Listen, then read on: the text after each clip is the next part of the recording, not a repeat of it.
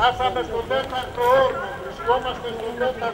Οι αποθήκες τροφίμων και απέναντι ήταν η ηλεκτρική. Το εργοστάσιο. Το εργοστάσιο της ηλεκτρικής. Απέναντι ήταν το αρχιφυλακείο του Κούτρα. Απέναντι ήταν οι ΑΤΕΣ, η θαλάμια, στο πούμε έτσι, τα κτίρια για τους φύλακες, και αυτοί τους κάναν και επισκεπτήριο οι γυναίκες τους. Αυτά ήταν. Απέναντι είναι οι φυλακές που θα πάμε το απόγευμα. Αυτό το κτίριο ποιο είναι, αυτό το κτίριο είπαμε? Εδώ είναι το αναρωτήριο. Νοσοκομείο. Το νοσοκομείο. Ναι, και εδώ κάτω που βλέπουμε είναι η βάση σκηνών. Είχαμε κάνει ένα με τις πέτρες. Το αναρωτήριο έγινε στο τέλος του πενταγείου. Το αναρωτήριο και όλα τα κτίρια παραδοθήκανε το 1952. Λίγο πολύ είχε λήξει. Ναι, είχε λήξει η περίοδο του Κούτρα και είχε αναλάβει το αναρωτήριο ο καινούριος διευθυντής των φυλακών της Γιούρας, ο Μπουζάκης. Ο αρχιβασανιστής, ο Χαρτζεδάκης. Γινόταν η διαλογή από τον πρώτο όρμο και εδώ έρχονταν οι πιο νέοι για να δουλεύουν. Λοιπόν, να σας πω και ορισμένες λεπτομέρειες τώρα. Τους κρατουμένους τους βγάζανε στο πρώτο όρμο, γινόταν διαλογή και μας φέρνανε εδώ.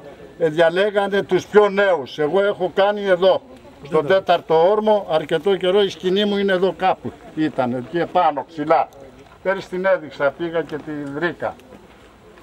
Το αναρωτήριο, για να μπει στο αναρωτήριο, σύντροφοι μας με αιμόπτηση. Με αιμόπτηση αυτό. Και λέγαμε στο διευθυντή, στο φυλακό ή στο αρχιφυλακείο. Ο τάδε κάνει αιμόπτηση, να κάνει αιμόπτηση. Να τον πάμε στο αναρωτήριο. Να υπογράψει δήλωση, προσέξτε, να υπογράψει δήλωση για να πάει στο αναρωτήριο. Δήλωση αποκήρυξη. Ναι, δήλωση αποκήρυξη των ιδεών μας. Καταλάβατε.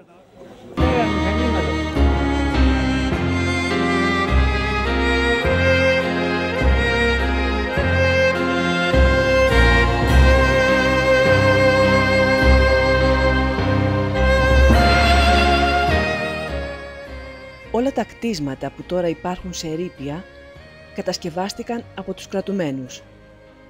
Όλα όσα φαίνονται χτισμένα, τα κτίρια των φυλακών, του αναρωτηρίου, των αποθηκών, η βίλα των διευθυντών Γλάστρα και Μπουζάκη, τα διάφορα κτίσματα που χρησίμευαν για διαμονή των φυλάκων και των οικογενειών τους, τα φυλάκια, τα πυροβολία, η προβλήτα στον τέταρτο όρμο, η μικρή βίλα του Μεταξά, διευθυντή της τεχνικής υπηρεσίας του Υπουργείου Δικαιοσύνης, όλα χτίστηκαν με τον υδρότα και το αίμα των κρατουμένων αγωνιστών. Πρέπει ακόμη να προσθεθούν οι ατέλειωτες μάντρες ξερολιθοδομής που περικλίνουν κάθε όρμο, που στοίχησαν κι αυτές ανυπολόγιστες θυσίες και υδρότα, αίμα και ανθρώπινες ζωές. Η φοβερότερη, η δραματικότερη, η περίοδος που στη Γιούρα ξετυλίχθηκε η πιο βάρβαρη, η πιο στιγνή και συστηματικά οργανωμένη εγκληματική δραστηριότητα του κράτους και των οργάνων του στα χρόνια του εμφυλίου, είναι αυτή η πρώτη περίοδος 1947-1952.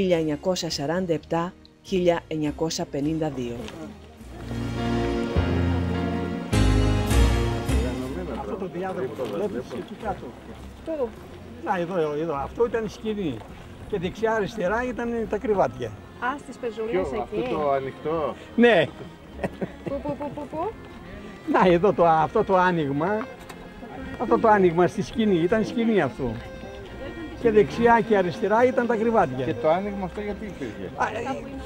Σαν αποχωρητήριο? Όχι. Για να περνάτε. Ναι. Ποιο αυτό το άνοιγμα εκεί πέρα? Ναι. Για να παίρνετε κάτω. Και τα σειρματοπλέγματα αυτά τα είχαν? Αυτά, ναι, ήταν. Για να μην διαφύγετε. 3 σειρές. Δεν έφτανε η θάλασσα, αλλά άνοιγε τα σειρματοπλέγματα. Πάνω που είναι απομονωμένο γύρω. Αναμφισβήτητα, η Γιούρα επιλέχθηκε σαν τόπος εξόντωσης των αγωνιστών της Ιαμικής Εθνικής Αντίστασης, εκείνων που στα δικαστήρια δεν μπόρεσαν να τους επιβάλλουν θανατική ποινή. Η εξόντωσή τους επιδιώχθηκε συστηματικά με τη μεταφορά τους στη Γιούρα, όπου πρώτον η πείνα, δεύτερον οι απερίγραπτες κακουχίες του στρατοπέδου και τρίτο, το κυριότερο, η μελετημένη καθημερινή εξαντλητικά καταναγκαστική δουλειά κάτω από το μαστίγιο και τον μπαμπού οδηγούσαν σε βέβαιο θάνατο. Η Γιούρα, με τη μορφή του στρατοπέδου στους 5 όρμους, με τα σερματοπλέγματα και τις σκηνές, καταργήθηκε το Νοέμβριο του 1952, που τελειώνει η πρώτη περίοδος λειτουργίας της.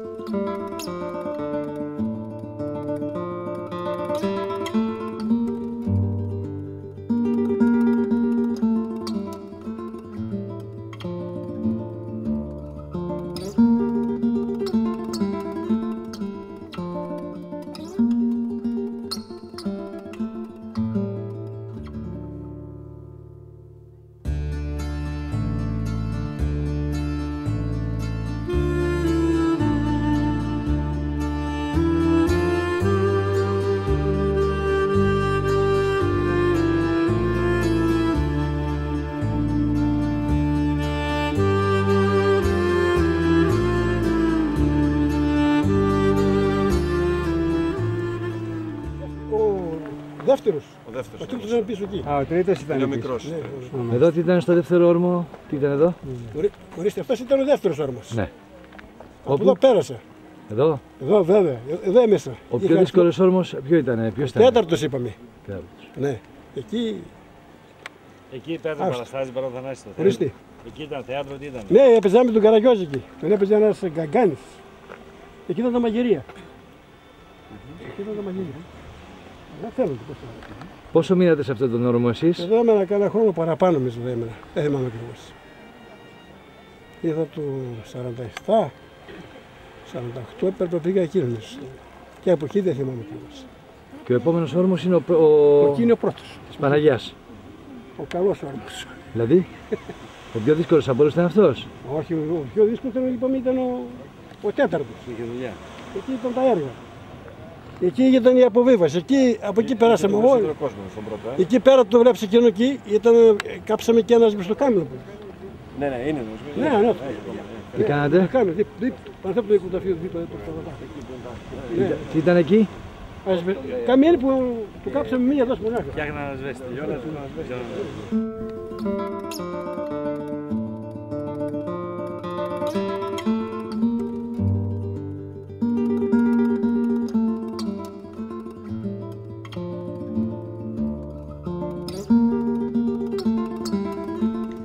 Δεύτερη περίοδος.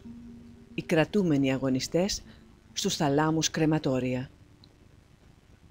Το κράτος, που συνέχιζε το μονομερή εμφύλιο πόλεμο και μετά την ήττα του Δημοκρατικού Στρατού της Ελλάδας, ξαναχρησιμοποίησε τη Γιούρα από τον Αύγουστο του 1955 με κυβέρνηση Παπάγου και με πρόσχημα τη γνωστή απόδραση από τις φυλακές των Βούρλων. Τότε εγκαινιάστηκαν τα παρόμοια με τον Νταχάου κτίρια των φυλακών με τον εγκλισμό για 7 περίπου χρόνια στους φοβερούς θαλάμους κρεματόρια 1000 και πλέον αγωνιστών. Σκοπός παραμένει ο ίδιος, η εξόντωσή τους. Με τα ποικίλα μέτρα καταπίεσης, τις στερήσεις και την απομόνωση που προσφέρει η Γιούρα. Και ομαδική εκτέλεση δολοφονία αν αποφασιζόταν, θα την κάλυπτε η σιωπή. Η περίοδος αυτή κλείνει με την κατάργηση των φυλακών Νταχάου στα 1961-1962, αφού καταδικάστηκε από την ελληνική και διεθνή κοινή γνώμη.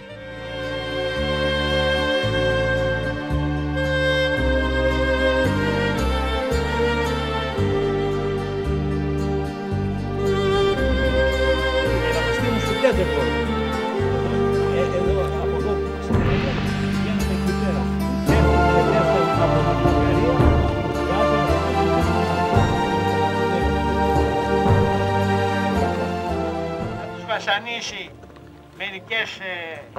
για ένα χρονικό διάστημα, να αποτύχει σε αυτή του την προσπάθεια και επειδή είδε ότι δουλεύουν καλύτερα από πλευράς βασανιστήριων στη Μακρόνισσο, να τους φορτώσει σε 3 αποστολές περίπου 300 κρατούμενους και να τους στείλει στις στρατιωτικές φυλακές Μακρονήσου, όπου υπέστησαν αφάνταστα βασανιστήρια. Πάρα πολλοί από αυτούς, για να γλιτώσουν από τα βασανιστήρια, κατάπιανε κουτάλια. Τα κουτάλια τους τα κόψανε και τα κατάπιανε και τους πήγανε στα νοσοκομεία της Αθήνας για να μπορέσουν να τους σώσουν, για να σωθούν τα παιδιά αυτά από αυτή την ιστορία. Για τα ανήλικα. Τώρα, ναι, για τα ανήλικα. Αυτά είναι τα ανήλικα. Τα ανήλικα όσα είχαν γεννηθεί από το 1926 και ακόμα πιο μικρά. Από το 26 και πίσω δεν ήταν ανήλικα. Πρέπει να σας πω τώρα ότι σε περιόδους που τα πράγματα δεν ήταν τόσο πιεστικά, και αυτό συνέβαινε όταν είχαμε εκλογές, αυτό συνέβαινε όταν άλλαζαν οι κυβερνήσεις, αυτό συνέβαινε όταν γινόταν καπηλεία ότι δεν συμβαίνει τίποτα στη Γιούρα, αυτό συνέβαινε όταν πρόκειται να γίνει μια επίσκεψη του Ερυθρού Σταυρού ή κάποιων αντιπροσωπιών εδώ πέρα. Εμείς αποφελούμαστε και προχωρούσαμε με βήματα όσο μπορούσαμε πιο μεγάλα στην πολιτιστική δραστηριότητα. Έγινε λοιπόν αυτό το θέατρο που θα είδατε, υπήρχε μια χοροδία γύρω στα 80 άτομα, ανέβηκαν έργα πολύ καλά γιατί είχαμε και πολλούς κρατούμενους ηθοποιούς οι οποίοι παίζανε πάρα πολύ καλά, αλλά και καινούργιους νέους ανθρώπους που τους βοηθούσαν οι παλιοί να καταλάβουν ορισμένα πράγματα. Παραδείγματος χάρη, εγώ θυμάμαι, είχε ανέβει ο πειρασμός του Ξενόπουλου εδώ πέρα, ένα πάρα πολύ ωραίο έργο. Δεν είχαμε γυναίκες βέβαια. Αυτοί που παίζανε γυναικείους ρόλους βάζανε φουστάνια. Και θυμάμαι ακόμα μια θαυμάσια εκδήλωση. Ένα λεπτό γιατί πιάστηκε το χέρι μου που πιέζω κάτι εδώ πέρα. Το χειροκρότησε και ο Μουζάκης ακόμα. Ένα λεπτό. Αυτό δεν έχει καμία σημασία, το χειροκρότησε. Λοιπόν, θυμάμαι ότι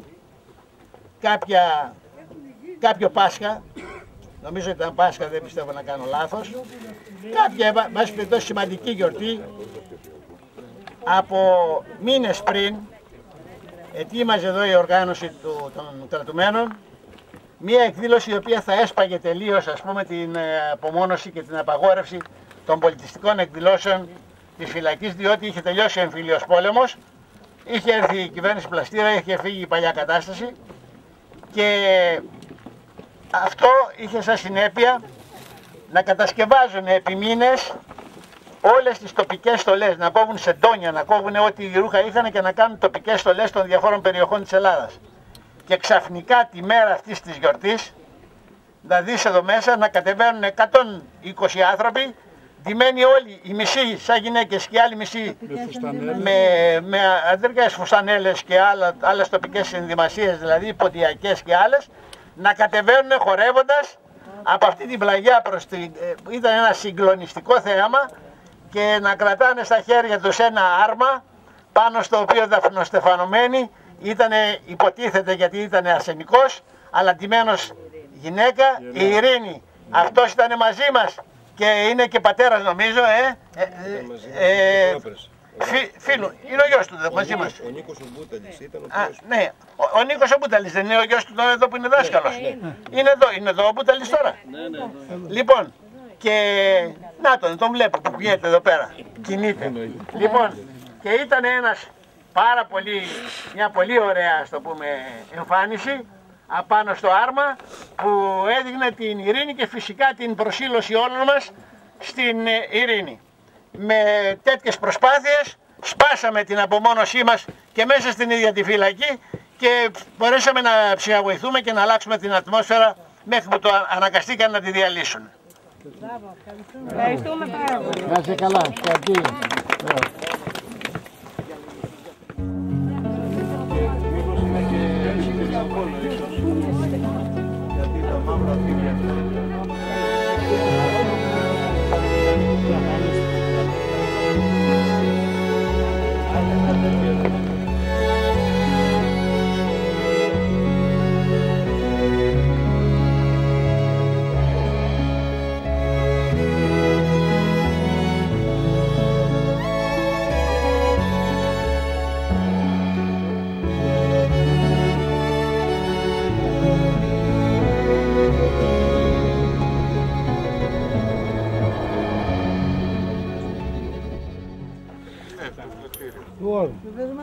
Γιώργο, δείξε τη σικιά που Η σικιά είναι μέσα από αυτή που βλέπετε, δεν είναι τούτη.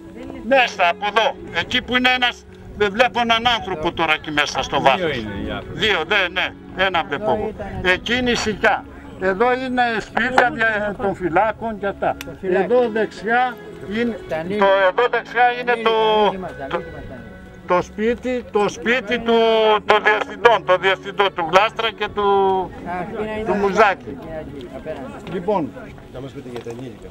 Ναι, να σου πω. Έλα μας πείτε εσύ που ήσασταν με τα ενήλικα. Είναι τα δικά μας. Αριστερά δεν είναι όλα τα πρώτη γραμματεία, δεύτερη γραμματεία, μετά είναι το πειθαρχείο, μετά είναι η σικιά. Με τη σειρά πάμε. Απέναντι είναι όλα τα κτίρια των φυλάκων, των χωροφυλάκων κλπ. Ναι, εδώ κάναμε ένα χρόνο, βγάλαμε εδώ πέρα. Από εδώ πήγαμε στην Μακρόνισσο κλπ.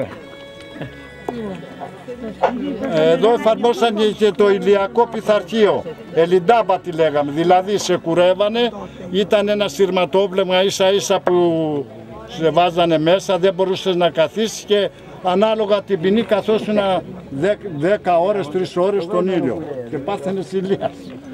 Στη Σικιά τι γίνεται στη Σικιά? Στη Σικιά, ορίστε. Εγώ κούρευα την πρώτη γραμματεία, τη δεύτερη, τα ανήλικα, όλα αυτά ήμουν εγώ κούρευα. Σικιά που τις κρεμούσαν, είχε κάνει λύκη. στη Σικιά γινόταν το εξής. Σε δέναν από εδώ, σε αφήνανε μετέωρο και σε βασανίζαν. Εκεί ερχόταν ο άλλος, υπογράφεις δήλωση, σου λέγανε. Δεν υπογράφει. Περίφημη Σικιά του Γλάστρα ήταν αυτή. Η Σικιά του Γλάστρα. Ναι, στη Σικιά του Γλάστρα, να δω μέσα. Αλλά δεν θα πάμε. Μέσα εδώ είναι. Ναι, η Σικιά του Γλάστρα είναι ψηλά. Μετά από το πειθαρχείο, όπως είπε και ο σύντροφος, είναι ένα άλλο μικρό. Εκεί μέσα έβρεχαν το μέρος και σε αφήνανε 15 μέρες και άκουγες Εμμανουήλ Μπουζάκης 15 μέρες, 20 μέρες. Δεν ήταν ίσο το κρατητήριο, ήταν έτσι.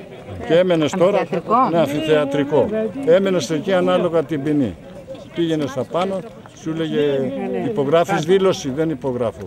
Μα εδώ λέει η γυναίκα σου, η αδερφή σου, ξέρω εγώ, ο πατέρας σου, ότι τι κάθεσαι εκεί και εσύ το αρνείσαι.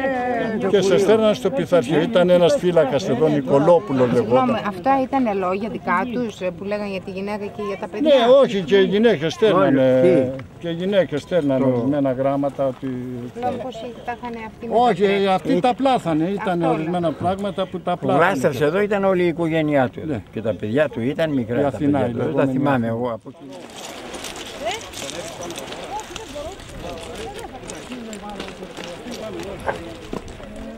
Ακούστε με λίγο, όσοι δεν μπορούν να έρθουν στο νεκροταφείο θα μας περιμένουν εδώ.